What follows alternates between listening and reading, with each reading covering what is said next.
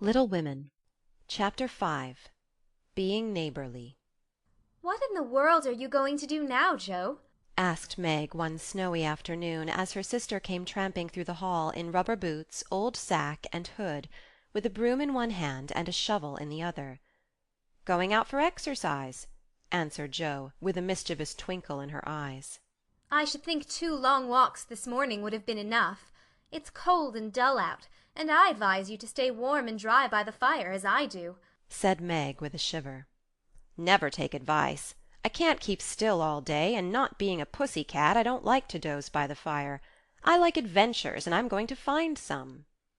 Meg went back to toast her feet and read Ivanhoe, and Jo began to dig paths with great energy. The snow was light, and with her broom she soon swept a path all round the garden, for Beth to walk in when the sun came out and the invalid dolls needed air. Now the garden separated the Marches' house from that of Mr. Lawrence. Both stood in a suburb of the city, which was still country-like, with groves and lawns, large gardens, and quiet streets. A low hedge parted the two estates. On one side was an old brown house, looking rather bare and shabby, robbed of the vines that in summer covered its walls and the flowers which then surrounded it.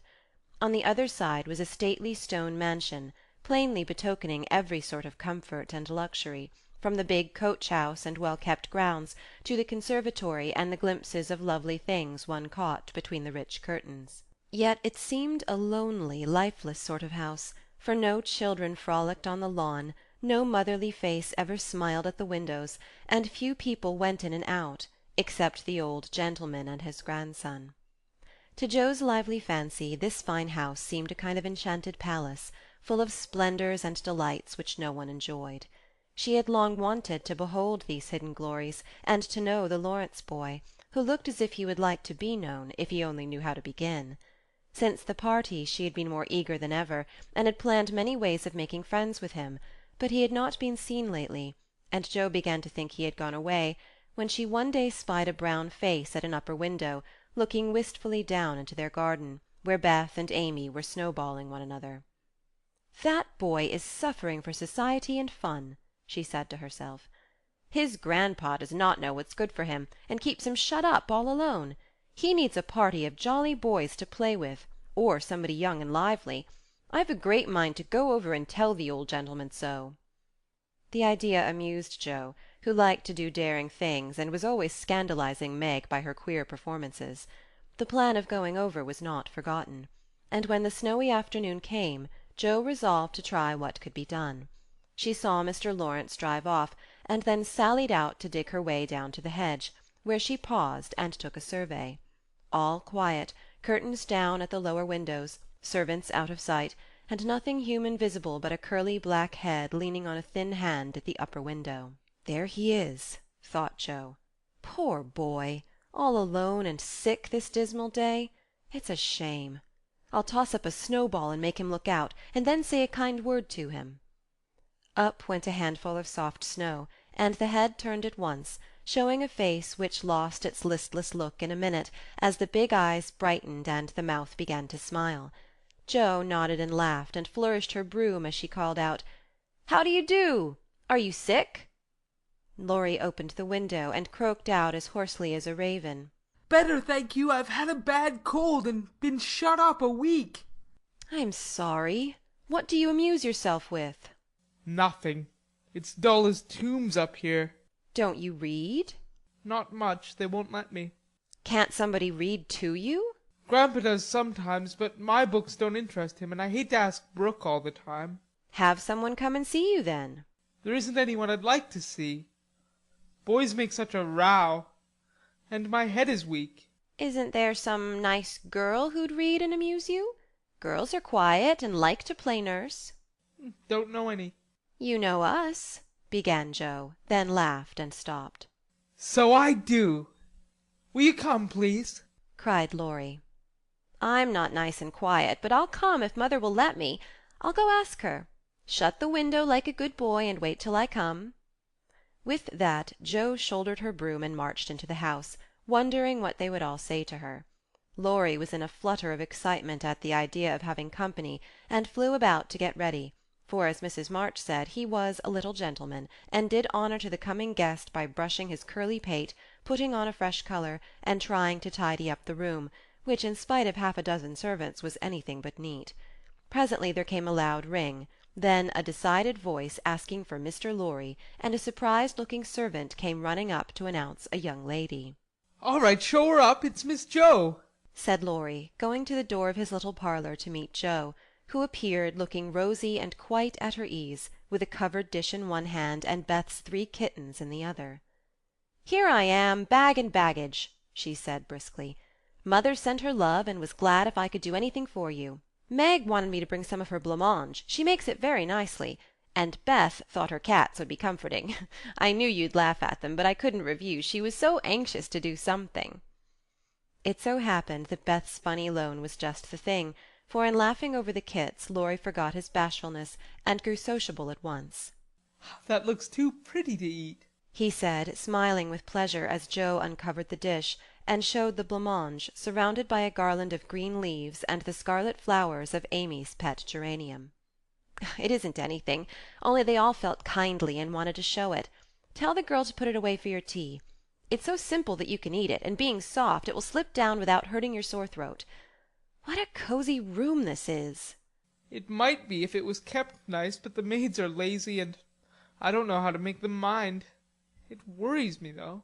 "I'll right it up in 2 minutes, for it only needs to have the hearth brushed, so, and the things made straight on the mantelpiece, so, and the books put here, and the bottles there, and your sofa turned from the light, and the pillows plumped up a bit.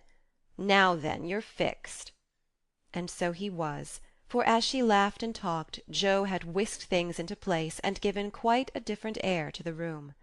Laurie watched her in respectful silence, and when she beckoned him to his sofa, he sat down with a sigh of satisfaction, saying gratefully, "How kind you are! Yes, that's what it wanted. Now please take the big chair, and let me do something to amuse my company." "No, I came to amuse you. Shall I read aloud?" And Joe looked affectionately toward some inviting books near by. "Thank you. I've read all those, and if you don't mind, I'd rather talk," answered Laurie. "Not a bit. I'll talk all day if you'll only set me going. Beth says I never know when to stop." "Is Beth the rosy one who stays at home a good deal and sometimes goes out with a little basket?" asked Laurie with interest. "Yes, that's Beth. She's my girl, and a regular good one she is, too." "The pretty one is Meg, and the curly-haired one is Amy, I believe." "How did you find that out?" Laurie coloured up, but answered frankly. "Why, you see, I often hear you calling to one another. And when I'm alone up here, I can't help looking over at your house. You always seem to be having such good times. I beg your pardon for being so rude, but sometimes you forget to put down the curtain at the window where the flowers are. And when the lamps are lighted, it's like looking at a picture to see the fire and you all around the table with your mother. Her face is right opposite, and it looks so sweet behind the flowers I can't help watching it. I haven't got any mother, you know." And Laurie poked the fire to hide a little twitching of the lips that he could not control. The solitary, hungry look in his eyes went straight to Joe's warm heart. She had been so simply taught that there was no nonsense in her head, and at 15 she was as innocent and frank as any child. Laurie was sick and lonely, and feeling how rich she was in home and happiness, she gladly tried to share it with him. Her face was very friendly, and her sharp voice unusually gentle as she said, "We'll never draw that curtain any more, and I give you leave to look as much as you like. I just wish, though, instead of peeping, you'd come over and see us. Mother is so splendid, she'd do you heaps of good, and Beth would sing to you if I begged her to, and Amy would dance. Meg and I would make you laugh over our funny stage properties, and we'd have jolly times. Wouldn't your grandpa let you?" "I think he would if your mother asked him.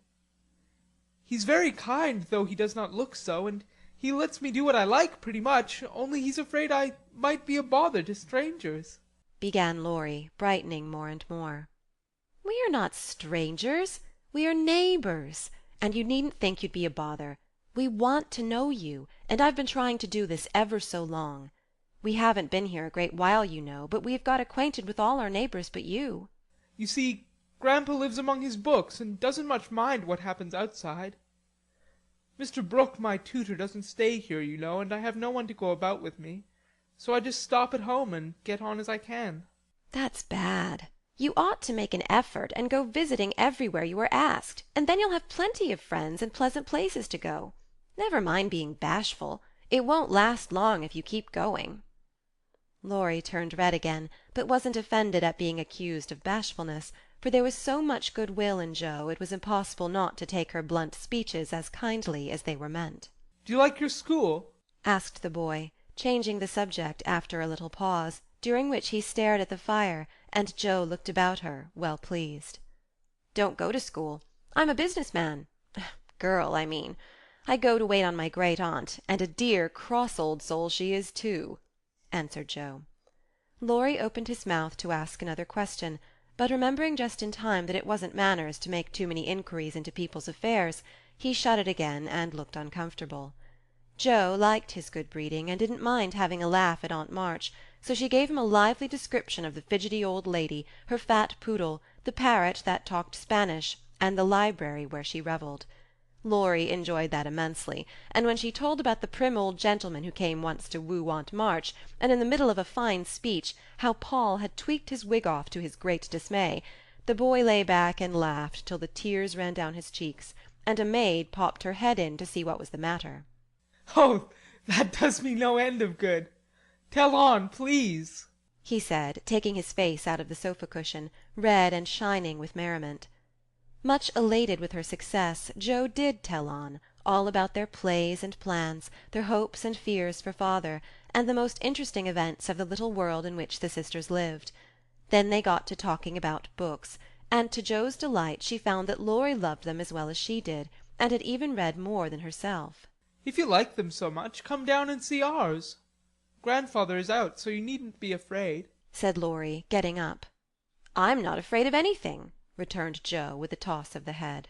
"I don't believe you are," exclaimed the boy, looking at her with much admiration, though he privately thought she would have good reason to be a trifle afraid of the old gentleman if she met him in some of his moods. The atmosphere of the whole house being summer-like, Laurie led the way from room to room, letting Jo stop to examine whatever struck her fancy. And so at last they came to the library, where she clapped her hands and pranced as she always did when especially delighted.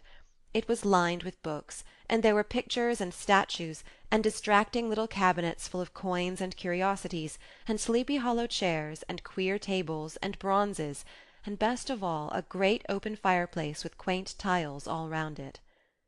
"What richness!"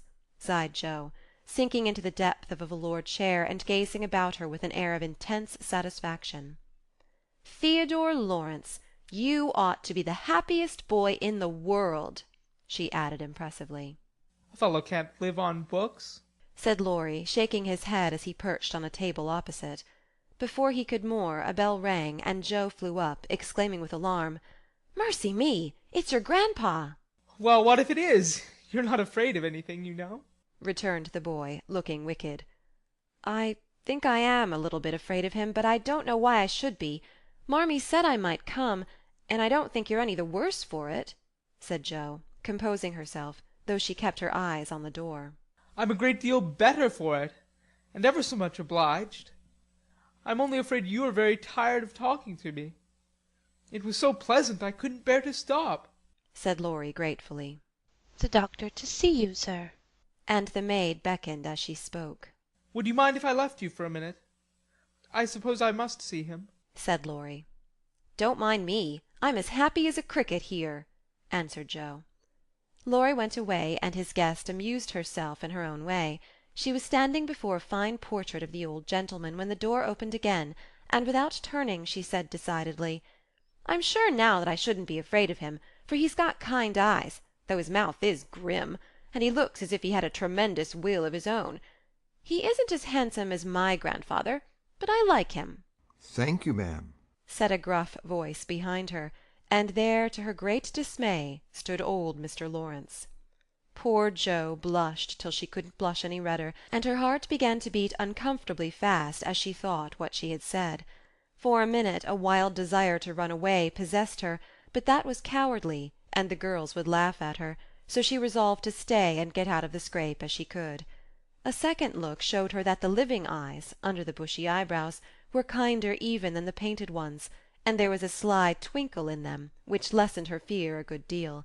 The gruff voice was gruffer than ever, as the old gentleman said abruptly, after the dreadful pause, "So you're not afraid of me, eh? "Not much, sir." And you don't think me as handsome as your grandfather? "Not quite, sir." And I've got a tremendous will, have I? "I only said I thought so." But you like me in spite of it?" "Yes, I do, sir." That answer pleased the old gentleman. He gave a short laugh, shook hands with her, and putting his finger under her chin, turned up her face, examined it gravely, and let it go, saying with a nod, "You've got your grandfather's spirit, if you haven't his face. He was a fine man, my dear, but what is better, he was a brave and an honest one, and I was proud to be his friend." "Thank you, sir." And Joe was quite comfortable after that, for it suited her exactly. "What have you been doing to this boy of mine, eh?" was the next question, sharply put. "Only trying to be neighbourly, sir." And Joe told how her visit came about. "You think he needs cheering up a bit, do you?" "Yes, sir. He seems a little lonely, and young folks would do him good, perhaps. We are only girls, but we should be glad to help if we could, for we don't forget the splendid Christmas present you sent us," said Joe eagerly. "Tut, tut, tut! That was the boy's affair. How is the poor woman?" "Doing nicely, sir." And off went Joe, talking very fast, as she told all about the Hummels, in whom her mother had interested richer friends than they were. "Just her father's way of doing good. I shall come and see your mother some fine day. Tell her so. There's the tea bell. We have it early on the boy's account. Come down and go on being neighbourly." "If you'd like to have me, sir." "Shouldn't ask you if I didn't." And Mr. Lawrence offered her his arm with old-fashioned courtesy. "What would Meg say to this?" thought Joe, as she was marched away, while her eyes danced with fun as she imagined herself telling the story at home. "Hey, why what the dickens has come to the fellow?" said the old gentleman, as Laurie came running downstairs and brought up with a start of surprise at the astounding sight of Joe arm in arm with his redoubtable grandfather. "I didn't know you'd come, sir," he began, as Joe gave him a triumphant little glance. "That's evident by the way you racket downstairs. Come to your tea, sir, and behave like a gentleman." And having pulled the boy's hair by way of a caress, Mr. Lawrence walked on, while Laurie went through a series of comic evolutions behind their backs, which nearly produced an explosion of laughter from Joe. The old gentleman did not say much as he drank his 4 cups of tea, but he watched the young people, who soon chatted away like old friends, and the change in his grandson did not escape him.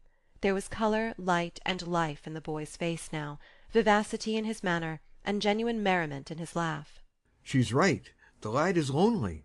I'll see what these little girls can do for him," thought Mr. Lawrence, as he looked and listened. He liked Joe, for her odd, blunt ways suited him, and she seemed to understand the boy almost as well as if she had been one herself. If the Lawrences had been what Joe called prim and poky, she would not have got on at all, for such people always made her shy and awkward. But finding them free and easy, she was so herself, and made a good impression. When they rose, she proposed to go, but Laurie said he had something more to show her, and took her away to the conservatory, which had been lighted for her benefit. It seemed quite fairy-like to Joe, as she went up and down the walks, enjoying the blooming walls on either side, the soft light, the damp, sweet air, and the wonderful vines and trees that hung about her, while her new friend cut the finest flowers till his hands were full. Then he tied them up, saying with the happy look Joe liked to see, "Please give these to your mother, and tell her I like the medicine she sent me very much." They found Mr. Lawrence standing before the fire in the great drawing-room, but Joe's attention was entirely absorbed by a grand piano which stood open. "Do you play?" she asked, turning to Laurie with a respectful expression. "Sometimes," he answered modestly. "Please do now. I want to hear it so I can tell Beth." "Won't you first?" "Don't know how. Too stupid to learn. But I love music dearly." So Laurie played, and Joe listened, with her nose luxuriously buried in heliotrope and tea-roses. Her respect and regard for the Lawrence boy increased very much, for he played remarkably well and didn't put on any airs. She wished Beth could hear him, but she did not say so, only praised him till he was quite abashed, and his grandfather came to his rescue. That will do, young lady. Too many sugar plums are not good for him. His music isn't bad, but I hope you will do as well in more important things. Going? Well, I'm much obliged to you, and I hope you'll come again. My respects to your mother. Good night, Dr. Joe. He shook hands kindly, but looked as if something did not please him. When they got into the hall, Joe asked Laurie if she had said something amiss. He shook his head. No, it was me. He doesn't like to hear me play. Why not? I'll tell you some day. John is going home with you, as I can't. No need of that. I am not a young lady, and it's only a step. Take care of yourself, won't you? Yes, but you will come again, I hope. If you promise to come and see us after you are well. I will. Good night, Laurie. Good night, Joe. Good night. When all the afternoon's adventures had been told, the family felt inclined to go visiting in a body, for each found something very attractive in the big house on the other side of the hedge. Mrs. March wanted to talk of her father with the old man who had not forgotten him. Meg longed to walk in the conservatory, Beth sighed for the grand piano, and Amy was eager to see the fine pictures and statues. "Mother, why didn't Mr. Lawrence like to have Laurie play?" asked Joe, who was of an inquiring disposition. "I am not sure, but I think it was because his son, Laurie's father, married an Italian lady, a musician, which displeased the old man, who was very proud. The lady was good and lovely and accomplished, but he did not like her, and never saw his son after he married. They both died when Laurie was a little child, and then his grandfather took him home. I fancy the boy, who was born in Italy, is not very strong, and the old man is afraid of losing him, which makes him so careful. Laurie comes naturally by his love of music, for he is like his mother, and I dare say his grandfather fears that he may want to be a musician. At any rate, his skill reminds him of the woman he did not like, and so he glowered, as Joe said." Dear me, how romantic! exclaimed Meg. "How silly!" said Joe. "Let him be a musician if he wants to, and not plague his life out sending him to college when he hates to go." That's why he has such handsome black eyes and pretty manners, I suppose. Italians are always nice," said Meg, who was a little sentimental.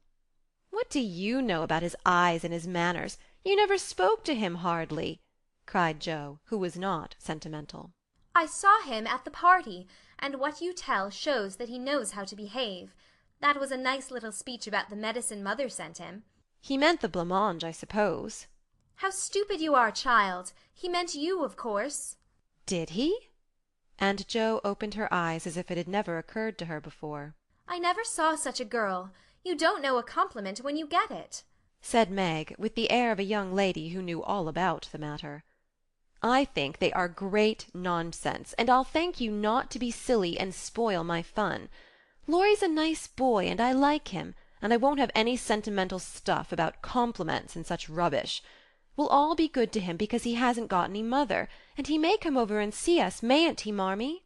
"Yes, Joe, your little friend is very welcome, and I hope Meg will remember that children should be children as long as they can." "I don't call myself a child, and I'm not in my teens yet," observed Amy. "What do you say, Beth?" "I was thinking about our Pilgrim's Progress," answered Beth, who had not heard a word. "how we got out of the slough and through the wicket gate by resolving to be good, and up the steep hill by trying. And it may be the house over there, full of splendid things, is going to be our Palace Beautiful." "We've got to get by the lions first," said Joe, as if she rather liked the prospect. End of